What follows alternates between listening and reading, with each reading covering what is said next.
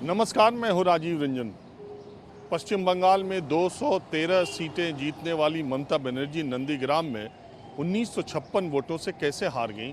सबके दिमाग में यही सवाल कौंध रहा है। सब इसी सवाल का जवाब भी जानना चाहते हैं कि आखिर जिस बंगाल ने अकेली ममता बनर्जी के चेहरे पर 213 विधानसभा सीटें दे दी उनकी झोली में, उसी बंगाल में नंदीग्राम के लोग उनको हरा कैसे दिया उन्होंने। और क्या पश्चिम बंगाल से अलग नंदीग्राम के लोग सोच रहे थे? क्योंकि हैरत की बात है कि जो महिला अकेले दम पर 213 सीटें पिछली बार से ज़्यादा जीत सकती है, वो नंदीग्राम कैसे हार सकती है।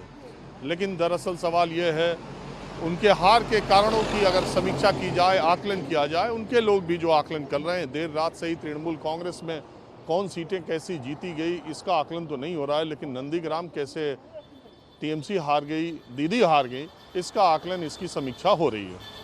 दरअसल ऐसा माना जा रहा था शुरू से ही, टीएमसी भी इस बात को मान रही थी और बीजेपी ने तो जीत का दावा ही किया था, टीएमसी ने भी किया था, लेकिन अंदर खाने टीएमसी को ये मालूम था कि ये लड़ाई इतनी आसान नहीं है, क्योंकि शिवेंदु अधिकारी वहाँ के जन नेता हैं, इसमें कोई दो राय नहीं। उनका ज़मीन से जुड़ाव है, इसमें कोई दो राय नहीं। और 292 सीटों पर जिस पर चुनाव हुआ है, उसमें बीजेपी के कैंडिडेट के तौर पे सबसे सशक्त, सबसे मजबूत कैंडिडेट शिवेंदु अधिकारी बीजेपी के थे, इसमें भी कोई दो राय नहीं है। लेकिन वो ममता बनर्जी को इतनी टक्कर देने में कैसे कामयाब हुए और कैसे उन्होंने तकरीबन 2000 वोटों से जीत हासिल की, ये एक चौंकाने वाली बात है और जानने वाली भी बात है। दरअसल हुआ ये कि नंदीग्राम में 1 अप्रैल को मतदान था और वो दूसरे चरण का मतदान था। पहले चरण का मतदान जिस इलाके में था, बांकुरा, पुरुलिया, झारग्राम, उन इलाकों में भारतीय जनता पार्टी ने 2019 के लोकसभा चुनाव में बहुत अच्छा प्रदर्शन किया था। उस इलाके की 6 लोकसभा सीटों में से 5 लोकसभा सीट बीजेपी जीत गई थी। बीजेपी ने पहले चरण का मतदान बहुत आक्रामक, मैं ये नहीं कहता कि बाद में नहीं, लेकिन पहले और दूसरे चरण का मतदान बहुत आक्रामक तरीके से लड़ा और उसके निशाने पर ममता बनर्जी थी। एक मनोवैज्ञानिक फ़ायदा उठाने में बीजेपी ये कामयाब हुई जब उसने ये कहना शुरू किया कि दीदी नंदीग्राम हार रही हैं, दीदी नंदीग्राम हार रही हैं। दरअसल पश्चिमी मेदिनीपुर और पूर्वी मेदिनीपुर में कुल 31 सीटें आती हैं और उन सीटों पर अधिकारी परिवार का दबदबा है और बहुत दिनों से है। वहाँ के लोगों से वो जुड़े हुए हैं, हर तरह का दबदबा उनका है। नंदीग्राम में चुनाव से ठीक पहले शुवेंदु अधिकारी के भाई और पिता का भारतीय जनता पार्टी में शामिल होना, प्रधानमंत्री नरेंद्र मोदी का ये कहना कि दीदी सेफ सीट खोजने लगी हैं, नंदीग्राम वो हार रही हैं, एक मनोवैज्ञानिक बढ़त बना रहा था और नंदीग्राम के लोगों में ये मैसेज जा रहा था कि कहीं दीदी ऐसा ना हो कि दूसरी सीट से भी चुनाव लड़ें। इसका नुकसान भी हुआ। दूसरी बात यह है कि दीदी के लोगों का कहना है कि 1,15,000 के आसपास हम एक्सपेक्ट कर रहे थे कि हमको वोट मिलेगा, उन्हें मिला है 1,08,000 कुछ, तो अपने एक्सपेक्टेशन से उनको 7,000 वोट कम मिले। और दूसरी बात यह है कि लेफ्ट और कांग्रेस की जो कैंडिडेट थी मीनाक्षी बहुत ही युवा कैंडिडेट थी और बहुत ही मतलब सक्षम कैंडिडेट के तौर पे देखा जा रहा था। और ऐसा देखा जा रहा था कि लेफ्ट का जो आम वोटर था वो मीनाक्षी को वोट करेगा और मीनाक्षी कहीं 15 से 20,000 वोट के बीच में पाएंगी। लेकिन ऐसा नहीं हुआ। लेफ्ट का जो काडर था, हार्डकोर काडर, वो 6,500 वही वोट मीनाक्षी को मिले। लेफ्ट का कोई वोटर, कांग्रेस का कोई वोटर ने मीनाक्षी को वोट नहीं दिया और यहाँ भी 10,000 वोटों का मामला गड़बड़ हो गया और वो वोट ज़्यादातर शुवेंदु अधिकारी की तरफ गए।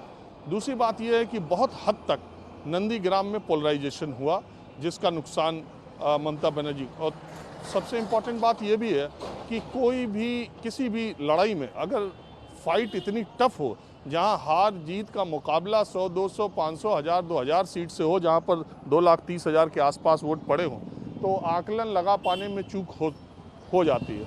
बहुत लोग ये कह रहे हैं कि ममता बनर्जी का नंदीग्राम से चुनाव लड़ने का फैसला क्या आत्मघाती साबित हुआ, क्या उनको वहाँ नहीं जाना चाहिए था।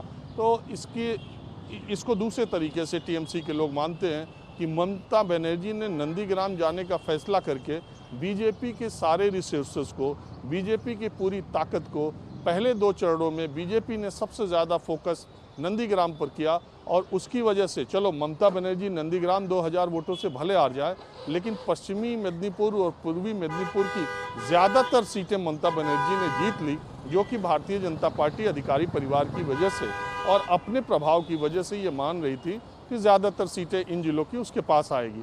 अगर आप देखें तो अधिकारी परिवार जो है वो कांथी में रहता है, तो उत्तर कांथी की सीट और दक्षिण कांथी की सीट बीजेपी जीतने में कामयाब हो गई, क्योंकि वो परिवार वहीं रहता है और पिछले 3 दशकों से ज़्यादा समय से बहुत प्रभावशाली परिवार है, या आप मानिए सबसे ज़्यादा प्रभावशाली परिवार है। तो 2 सीटें वहाँ की जीती, नंदीग्राम की सीटें जीती, और हल्दिया जो उनका कार्यक्षेत्र था शुवेंदु अधिकारी का, हल्दिया जो डेवलपमेंट कॉरपोरेशन है उसके प्रेसिडेंट भी थे, चेयरमैन थे, तो वो सीट जो है हल्दिया की सीट, हल्दिया के उम्मीदवार के साथ ही शुवेंदु अधिकारी ने अपना पर्चा दाखिल किया था। दोनों उम्मीदवारों ने एक साथ पर्चा दाखिल किया था।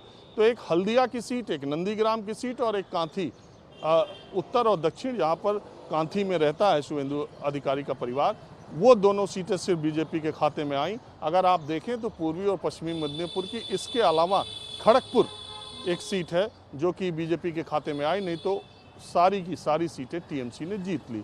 तो अगर आप देखें नंदीग्राम से जस्ट बगल वाली सीट जो चांदीपुर है, जिसको माना जा रहा था कि बीजेपी इसको भी जीतेगी क्योंकि शुवेंदु अधिकारी का भी प्रभाव है, और दूसरी तरफ से वहाँ भी माहौल बीजेपी के पक्ष में बहुत दिखाई दे रहा था, लेकिन बीजेपी की दाल वहाँ भी नहीं गली।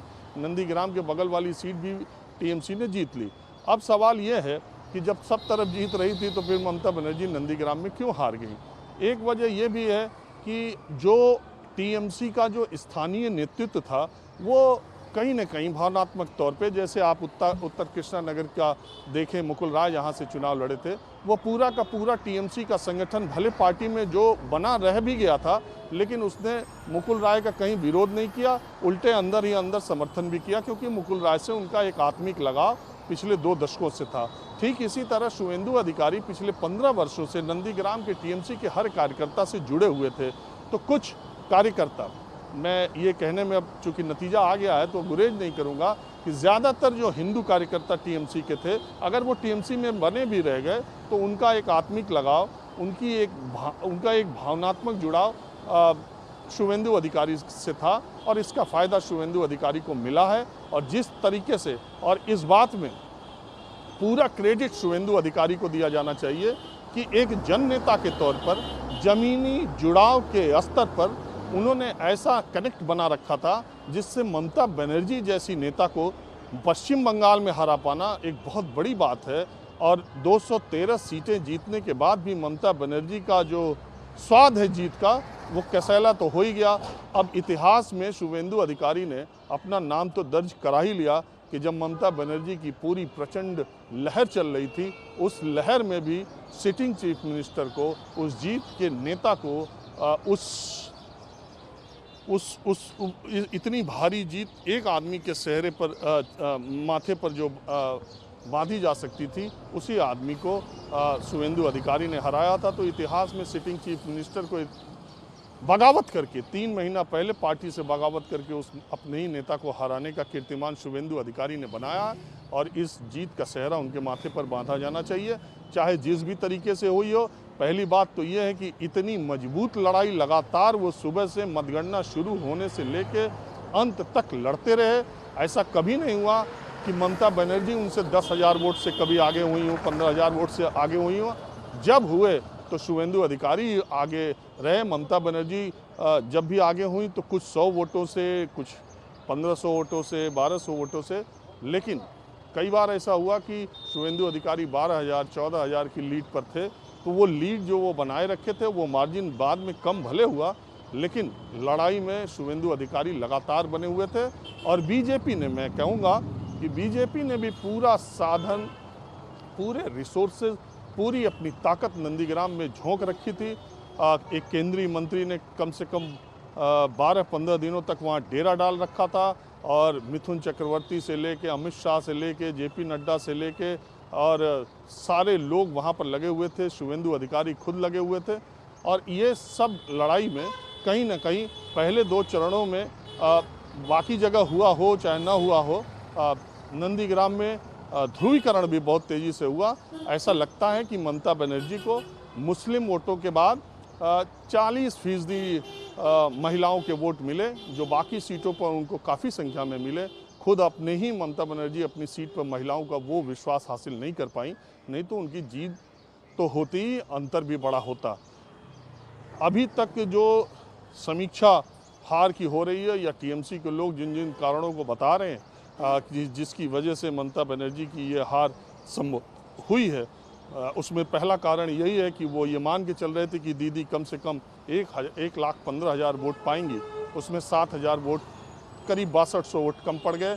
और जो ये मान के चल रहे थे कि लेफ़्ट और कांग्रेस की कैंडिडेट 15,000 वोट पाएंगी, वो करीब 8,000 वोट वो नहीं पा सकी। वो सारा का सारा वोट शिफ्ट हो गया शुवेंदु अधिकारी की तरफ। ममता बनर्जी को जो वोट मिलने थे वो उनको मिले, लेकिन शुवेंदु अधिकारी को जितना एक्सपेक्ट किया था टीएमसी ने या ममता बनर्जी ने, उससे कहीं ज़्यादा वोट उनको मिले और यही उनके हार का कारण बनी। फिलहाल 213 सीटों पे जीत के बाद ममता बनर्जी के लिए विधानसभा जीतने की, क्योंकि 2 सीटों पर अभी चुनाव होना बाकी है, इसके अलावा एक सीट ऐसी है जिसमें कि वहाँ के उम्मीदवार को कोविड का इन्फेक्शन हो गया था और वो मतगणना में तो जीते हैं लेकिन वो इस दुनिया में नहीं है, तो वहाँ भी 6 महीने के भीतर ही चुनाव होगा।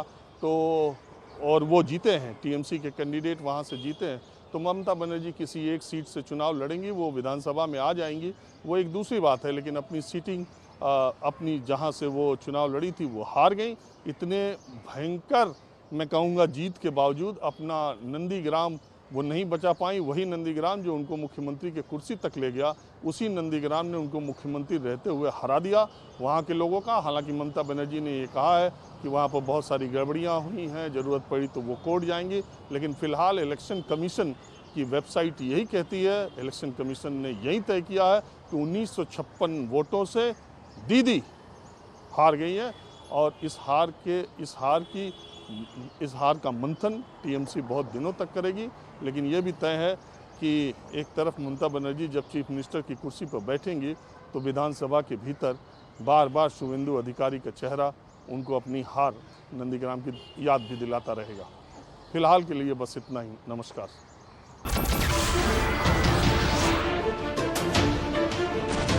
नमस्कार, मैं हूं मानक गुप्ता। अगर आपको हमारा ये वीडियो पसंद आया हो तो इसे लाइक और शेयर जरूर करें और हाँ, हमें सब्सक्राइब और फॉलो करना ना भूलें ताकि आप देश और दुनिया की कोई खबर मिस ना करें। तो जुड़े रहिए हमारे साथ और देखते रहिए न्यूज़ 24।